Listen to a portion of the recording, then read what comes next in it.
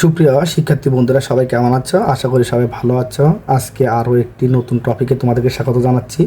আর আজকের আমাদের টপিকটি হচ্ছে উদাহরণ 4, যা ষষ্ঠ শ্রেণী অর্থাৎ ষষ্ঠ শ্রেণী গণিত বইয়ের প্রথম অধ্যায়ের এবং বইয়ের 4 নম্বর পৃষ্ঠায় উদাহরণ 4 দেওয়া আছে। এখন প্রথম আমরা একটু প্রশ্নটি পড়ে নিই। প্রশ্নটি কী বলছে? একই অঙ্ক মাত্র একবার ব্যবহার করে 8, 0, 7, 5, 3, 4 অঙ্কগুলো দ্বারা 6 অঙ্কের বৃহত্তম ও ক্ষুদ্রতম সংখ্যা গঠন করো। এখন আমাদের আগে বলেছি যে অঙ্ক সম্পর্কে জানতে হবে। অঙ্ক জাতীয় যদি কোনো প্রশ্ন দিয়ে থাকে, আশা করি আমার ইউটিউব ভিডিও অঙ্ক কী বা অঙ্ক কাকে বলে তাহলে সহজে বুঝতে পারবেন। এখন এখানে 1, 2, 3, 4, 5, 6 ছয়টি অঙ্ক দেওয়া আছে। এই অঙ্কগুলো দিয়ে 6 অঙ্কের বৃহত্তম ও ক্ষুদ্রতম সংখ্যা গঠন করতে হবে।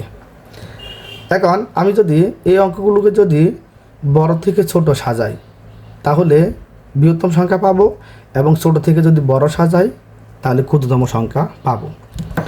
এখন আমি প্রথমে এখানে বড় অনুযায়ী প্রথমে এসে 8, এরপরে এসে 7, এরপরে হলো 5, এরপর হলো 4, এরপর হলো 3, এরপরে 0, অর্থাৎ 0 থেকে 3 বড়, 3 থেকে 4 বড়, এইভাবে আমি সিরিয়াল অর্থাৎ গ্রেটার দেন দিয়ে এগুলোকে অর্থাৎ বড় চিহ্ন দ্বারা প্রকাশ করেছি।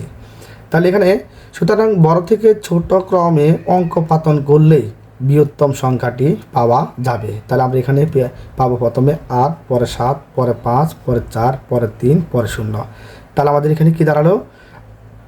8,75,430, 8,75,430। এখন এই অঙ্কগুলোকে আমি যদি বিপরীতভাবে সাজাই, অর্থাৎ এর আগে আমরা কী করলাম, যখন বৃহত্তম বললো তখন আমি বড় থেকে ছোট সাজাইছি, কিন্তু এখন যদি ছোট থেকে বড় সাজাই তাহলে প্রথমে 0 আসে, 0, পরে 3, পরে 4, পরে 5, পরে 7, পরে 8।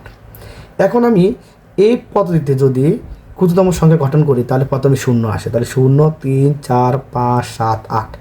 কিন্তু ক্ষুদ্রতম সংখ্যা যদি লিখি আমাকে বলছে 6 অঙ্কের, কিন্তু যদি 0 যদি প্রথমে থাকে, 0 কোনো মান থাকে না, তাহলে আমাকে যদি 0 বাদ দিয়ে থাকে আর 5টি অঙ্ক, তাহলে 6 অঙ্কের ক্ষুদ্রতম সংখ্যা গঠন করা হলো না।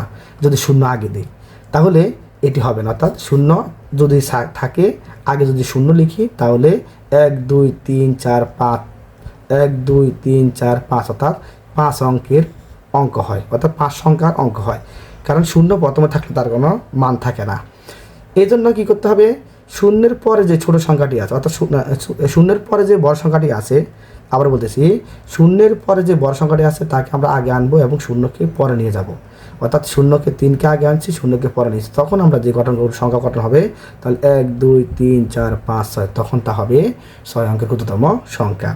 আশা করি সবাই 6 অঙ্কের বৃহত্তম সংখ্যা এবং 6 অঙ্কের ক্ষুদ্রতম সংখ্যা বুঝতে পেরেছ।